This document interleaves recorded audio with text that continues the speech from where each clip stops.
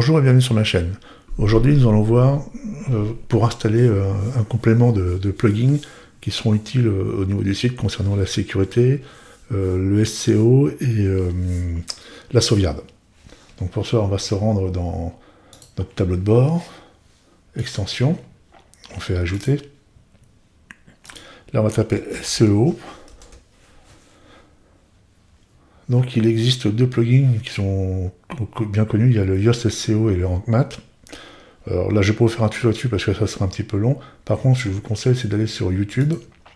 Vous allez dans la chaîne, vous allez taper tuto Yoast SEO par exemple, là j'ai préparé la page.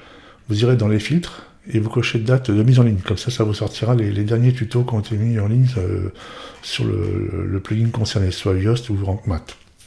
Donc là, il y a de l'anglais, il y a du français, hein, donc il y a un petit peu de navigation à faire. Voilà pour cette partie-là. Maintenant, on peut aussi installer un plugin de sécurité, ça c'est important. Donc, il y en a un qui est pas mal, qui s'appelle Item Security. Voilà, donc c'est celui-là. On va faire installer. Activer. Il y a tout un processus à suivre et puis ça se fait automatiquement. Donc on fait réglage. Là, il nous demande sur quel type de site on va installer notre sécurité. Donc là, on va rester sur un site classique. Nous, c'est ce qui nous concerne. Donc c'est pour nous. Donc sautez-vous sécurité complément dans le sens. Bon, après, c'est soit si vous voulez que les gens qui se connectent sur votre site avec un compte pour pouvoir faire des commentaires, pour qu'ils aient des mots de passe beaucoup plus élevés. Donc on s'en fiche, on fait suivant. Là, vous laissez tout par défaut. Suivant, suivant. On fait par défaut. Passer le groupe. Et là, on fait recommander. Et là, on fait suivant. Ah, donc là, pareil, hein, il existe des tutos sur le... Donc là, vous pouvez entrer votre adresse mail pour recevoir les alertes si vous avez besoin. Et on laisse tout par défaut. Ah, franchement, moi je l'ai installé sur mon site, j'ai rien fait de particulier, ça fonctionne tout seul. La seule chose qu'on peut peut-être faire, on peut aller dans le tableau de bord. Donc là, on voit s'il y a des tentatives de connexion sur votre site, là, vous verrez tout ce qui se passe. Donc sur la version gratuite, elle va bien. Après, la version pro permet d'avoir plus d'options. Ça sera à définir. Si on va dans les réglages, ici, avancés, il y a un petit truc qui peut être bien, c'est déplacer la page de connexion. Si vous voulez, dans WordPress, WP-admin, c'est connu. Hein. Donc là, on peut déplacer, lui donner un nouveau nom. Hein, par exemple, je sais pas, on peut appeler admin, je sais pas, Toto, c'est à voir. Hein. Et ça sera votre nouveau login pour la connexion de l'admin. C'est-à-dire que vous ferez votre site / et donc le nom que vous aurez mis, admin Toto, pour pouvoir vous connecter. Donc ça, on va pas le modifier pour l'instant. Voilà, donc là pour cette partie sécurité qui va très bien. Donc on peut bloquer les adresses IP, si vous avez trop d'attaques dans les réglages, on peut bloquer les adresses IP. Donc il suffira de voir en fonction des alertes, il va vous proposer de bloquer ou pas l'adresse IP que vous avez. Vous pouvez mettre des adresses IP en blanc, c'est-à-dire que pour lesquelles il n'y aura jamais de problème. Donc tableau de bord, voilà. Ajouter un blocage, oui, c'est tout simple, il n'y a rien de compliqué. Hein. Analyser maintenant, on peut faire des analyses et compagnie. Extension.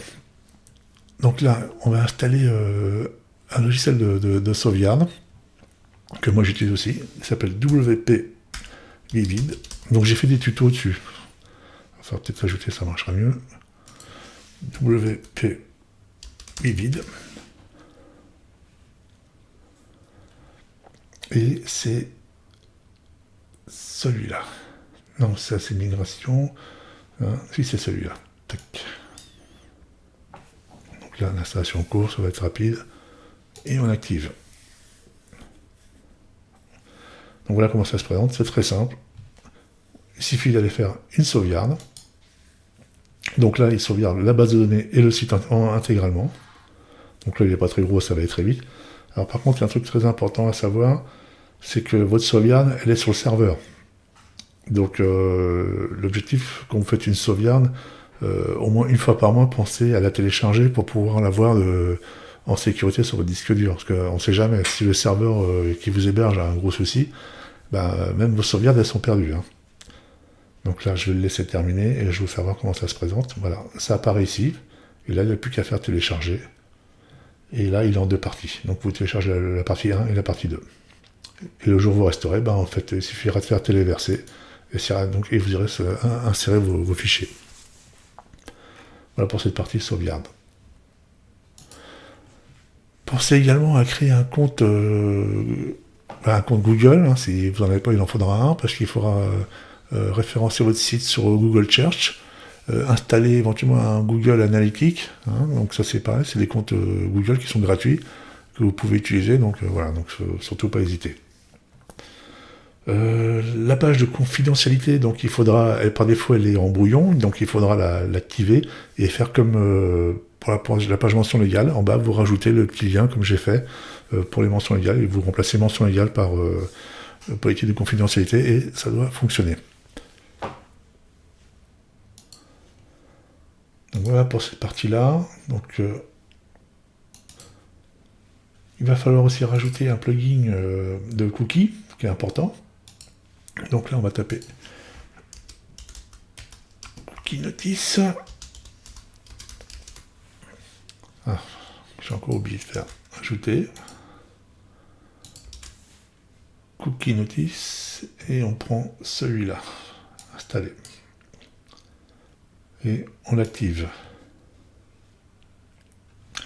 Il faut aller dans les réglages.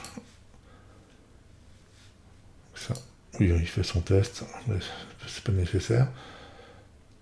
Donc là, on peut mettre oui ou j'accepte, c'est selon le choix. Et par contre, il faut activer la possibilité que le client refuse. Donc là, on met non.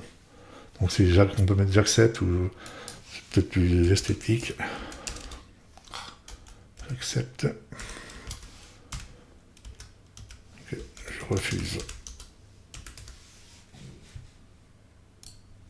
Donc ça, c'est le test qui est par défaut. Et on fait enregistrer. Voilà. Et quand on ira sur le site, j'actualise. Voilà, les gens ont un petit message. Ils pourront accepter ou refuser. Donc on peut changer les couleurs. Je crois qu'il est assez complet ce petit plugin. Donc on fait j'accepte. Voilà pour cette partie-là. On a fait un peu le tour. Bon, il y a encore beaucoup de choses à voir, hein, mais bon, là, je dirais que là, c'est déjà un bon début et ça permet d'avoir un petit site en place. Si vous avez des questions, dans la mesure où je peux y répondre, ça sera avec plaisir. Je vous dis à très bientôt. Merci, au revoir.